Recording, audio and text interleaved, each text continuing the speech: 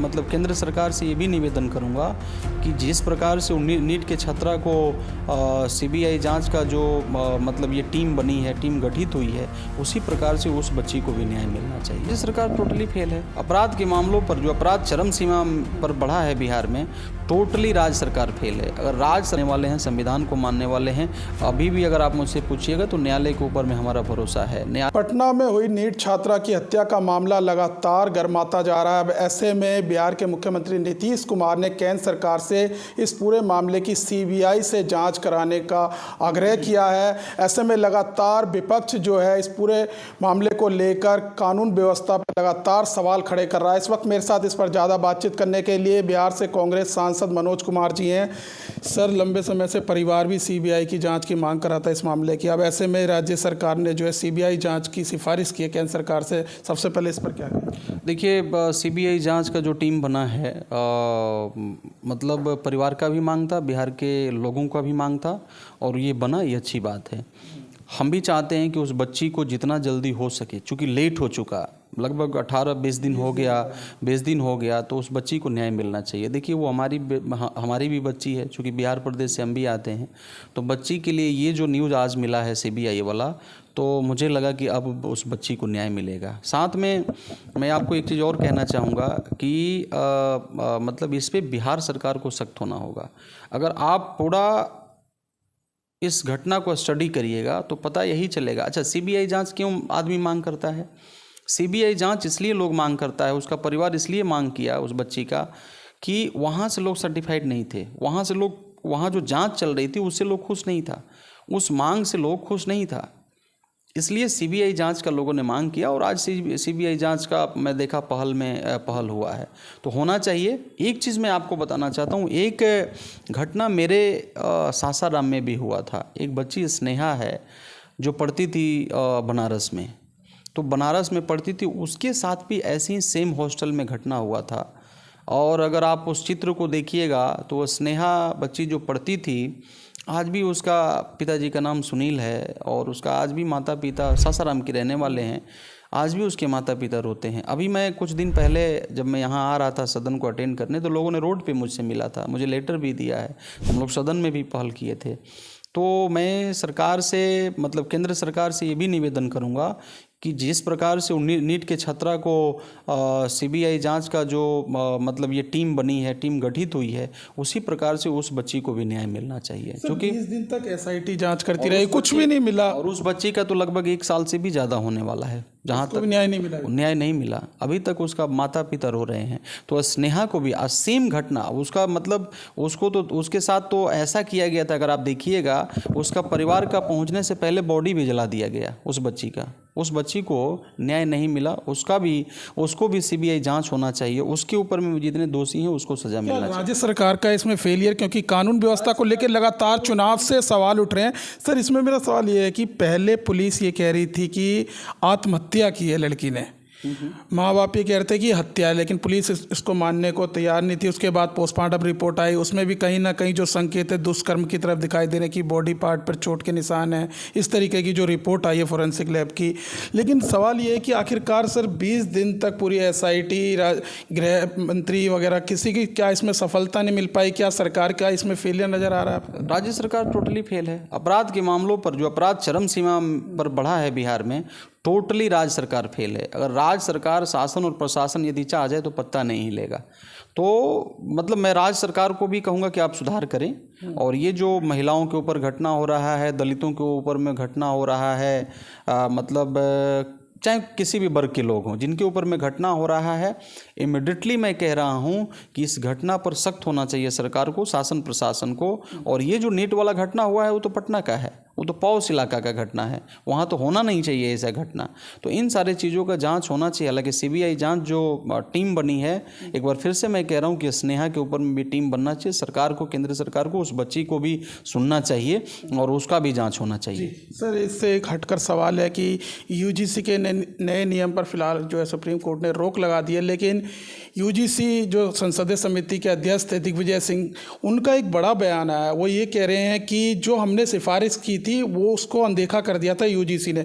उन्होंने कहीं ना कहीं सरकार को इसके लिए पूरा जिम्मेदार ठहराया जो पूरा विवाद खड़ा हुआ। देखिए, मैं आपको बताना चाहता हूं कि चूंकि ये न्यायालय अधीन मामला है और ज़रूर सुप्रीम कोर्ट ने रोक लगा दिया है, तो अब सुप्रीम कोर्ट क्या आदेश निर्देश देता है उसको देखना भी हम लोगों को देखना चाहिए और देख कर के हम लोग को कुछ बोलना उचित होगा। अननेसेसरी बोलने से होता है क्या ना, र्यूमर फैलता है और उस बयान का कोई वैल्यू और मायने नहीं रहता है। तो देखिए, मैं तो उसमें नहीं जाना चाहता हूं, लेकिन मैं इतना ज़रूर कहूंगा कि सुप्रीम कोर्ट जो कर रहा है वो सुप्रीम कोर्ट के ऊपर में, चूँकि हम लोग बाबा साहब को मानने वाले हैं, संविधान को मानने वाले हैं, अभी भी अगर आप मुझसे पूछिएगा तो न्यायालय के ऊपर में हमारा भरोसा है। न्यायालय निष्पक्ष होकर के इस पर सोचे विचारे, सुनवाई होगी उसका इंतजार करें, सोचे विचारे और निर्णय करे। और न्यायालय को तो जाति धर्म में नहीं बांध सकते हैं ना, न्यायालय तो जाति धर्म में नहीं है। जो सुप्रीम कोर्ट है वो तो जाति धर्म से परे है, ऊपर है। तो जो बेस्ट बातें हों, देश के भलाई के लिए हों, वो निर्णय लेना चाहिए। और मैं चूँकि यूजीसी का मैं जो बिल पढ़ रहा था तो उसमें तो मैंने देखा विकलांग लोगों को भी उसमें प्रावधान है बचने का। जैसे विकलांग बच्चे जो पढ़ते हैं तो लोग बच्चे चिढ़ाते हैं या कोई अपशब्द बोल देता है, तो इन सारे चीज़ों को भी उसमें प्रावधान है। और प्रावधान तो ये भी है उसमें, ईडब्ल्यूएस के लिए भी है उसमें प्रावधान, जो जनरल कैटेगरी के लोग हैं। तो मतलब मैं ये कहना चाहूँगा कि सुप्रीम कोर्ट के अधीन ये मामला चल रहा है और सुप्रीम कोर्टों को सोच समझ के मतलब निर्णय लेना चाहिए। माननीय उच्च न्यायालय जरूर इस पर निर्णय लेगा, मुझे भरोसा है। आपको व्यक्तिगत लगता है सर, आपने पढ़ा होगा पूरा नियम कि इसमें कुछ संशोधन की जरूरत थी, क्योंकि कहीं ना कहीं भ्रम वाली स्थिति भी थी, जो सुप्रीम कोर्ट ने भी कहा कि इसमें साफ शब्दों में स्पष्ट नहीं था कि क्या लिखा हुआ है। देखिए, मैं जो पढ़ा हूँ उसमें कोई भ्रम, अगर मुझसे पूछिएगा, उसमें जो समिति निर्णय लिया है उसमें सभी जाति, सभी धर्म और सभी का भलाई चाहा है। मैं तो कह रहा हूँ कि SC ST भी है, OBC भी है, पिछड़ा भी है, अति पिछड़ा भी है, और उसमें विकलांग लोगों का भी ध्यान रखा गया है और उसमें EWS का भी ध्यान रखा गया। आर्थिक, उसमें स्पष्ट लिखा है कि आर्थिक रूप से जो कमज़ोर वर्ग हैं उनको भी इसमें रखा गया है। तो ये नहीं लिखा गया कि आर्थिक रूप से कमज़ोर केवल SC ST OBC हैं, आर्थिक रूप से कमज़ोर EWS हैं, वो भी उसमें आते हैं। तो इसमें तो जनरल कैटेगरी के लोग भी हैं। अब मालूम नहीं कैसे कैसे क्या क्या, पूरा देश में तो देखे क्या क्या हुआ, कैसे हुआ, तो इसके ऊपर में विचार करना चाहिए कोर्ट को। और मुझे लग रहा है कि मुझसे पूछिएगा तो जहाँ तक मैं पढ़ा हूँ, हो सकता है कि और बातें मैं नहीं पढ़ा हूँ, नहीं होंगे पढ़े, लेकिन जो मैं पढ़ा हूँ, जो हम पार्लियामेंट से जो कॉपी लिए, उसमें सबका भलाई है इसमें। चलिए, एक अंतिम सवाल लेना चाहूँगा सर कि हेमंत बिस्वा शर्मा असम के मुख्यमंत्री लगातार विवादित बयान देते रहते हैं। अब ऐसे में उनका एक और बयान आया है, उन्होंने कहा है कि जो असम में मियाँ मुस्लिम है उनको आर्थिक रूप से कमज़ोर कर दो ताकि वो असम को छोड़कर चले जाएं। अगर कोई रिक्शे वाला मुस्लिम 5 रुपये मांगता है तो उसे 4 रुपये दो, आर्थिक तंगी से परेशान होकर वो राज्य छोड़ो। ऐसे नहीं बोलेंगे तो उनको मुख्यमंत्री BJP वाले बनाएंगे, आपको लग रहा है? अगर ऐसा नहीं बोलेंगे, अच्छा आप बताइए, ये तो कांग्रेस में थे पहले, कांग्रेस में जब थे तो इनका कोई बयान निकाल के देख लीजिए कि इस प्रकार का कभी ये बोले हों मुस्लिम के विरोध में, हिंदू के विरोध में, ईसाई के विरोध में, क्रिश्चियन का मतलब सिख के विरोध में कभी बोले हैं? अब BJP में चले गए तो BJP वाला रूट बेचारे वो पकड़ लिए। अब नहीं वो बोलेंगे तो उनको मुख्यमंत्री तो बनाएंगे नहीं BJP वाले, इसलिए वो अपना क्रेडिट बढ़ा रहे हैं। लेकिन हम आपको कहना चाहते हैं कि ऐसे बातों से हमें बचना चाहिए। देखिए, आपके पास में कहीं भी फंडामेंटल राइट्स कहीं भी नहीं है, संविधान में कहीं भी इस प्रकार का बयान देने का जगह नहीं है। आप किसी एकमात्र जाति और धर्म को, देखिए आर्टिकल 395 पहले था, अब 448 हो गया।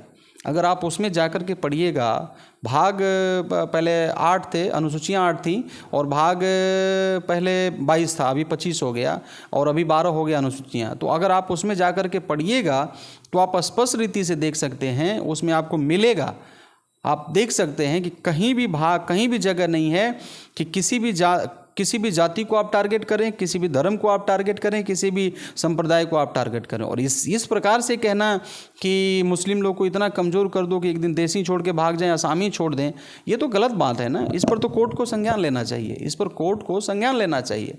ये आम आदमी तो है नहीं, ये तो ऑथोराइज पर्सन है ना वहाँ के, तो इनके ऊपर में इमीडिएटली इस बयान पर कोर्ट लेना मतलब संज्ञान लेना चाहिए। ऐसे कैसे ये बोल सकते? गिरफ्तारी की भी मांग की है इस पर। अरे हम तो कह ही रहे हैं, लेकिन हमारा सुनता कौन है? हम तो मांग कर ही रहे हैं, लेकिन सुनता कौन है हमारा? अच्छा, विपक्ष का आज कोई सुन रहा है, आपको लग रहा है? विपक्ष के लोगों को कहीं सुनवाई हो रहा है? कहीं नहीं सुन रहा है कोई। हम तो कह रहे हैं कि इस व्यक्ति को तुरंत इमीडिएटली उस पर कार्रवाई होना चाहिए, ऐसे लोगों को।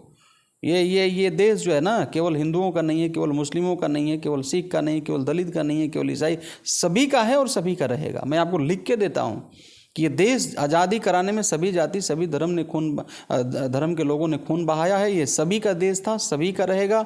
जो हम लोग पार्लियामेंट में बैठते हैं उसका ये हम वर्ड बोल रहे हैं। हम ये वर्ड नहीं, देखिए पार्लियामेंट्री वर्ड हम नहीं बोल सकते हैं। जिसको बोलना है वो बोले, लेकिन ये जाति, ये जो संविधान है उसमें अगर पढ़िएगा आप आर्टिकल 395 मतलब 448 अब हो गया, उसमें पढ़िएगा एक एक आर्टिकल को, तो उसमें सबको आज़ादी है यहाँ रहने के लिए, यहाँ बोलने के लिए। और ये आज़ादी कभी किसी को नहीं मिला कि किसी जाति को, धर्म को टारगेट करिए और उसको ये कहिए कि इसको इतना कमज़ोर कर दो, इतना मार पीट दो को यहाँ देश ही छोड़ के भाग जाए। कभी नहीं आप कर सकते। अगर ऐसा आप कहते हैं तो कानून में धारा है और वो धारा आप पर लगेगा। चलिए, बहुत बहुत धन्यवाद सर। तो देखिए, हमारे साथ बातचीत करने के लिए थे बिहार से कांग्रेस सांसद मनोज कुमार, जिनसे हमने तमाम मुद्दों को लेकर बातचीत की। फिलहाल इस वीडियो में बस इतना ही। बाकी खबर देखने के लिए देखते रहिए पॉलिटिशियंस इंडिया न्यूज़। धन्यवाद। अगर आपको हमारा वीडियो अच्छा लगा तो हमारे चैनल को सब्सक्राइब करें, हमारी वीडियो को लाइक करें, शेयर करें और ऐसे ही देश की तमाम बड़ी खबरों के लिए जुड़े रहें पॉलिटिशियंस इंडिया के साथ।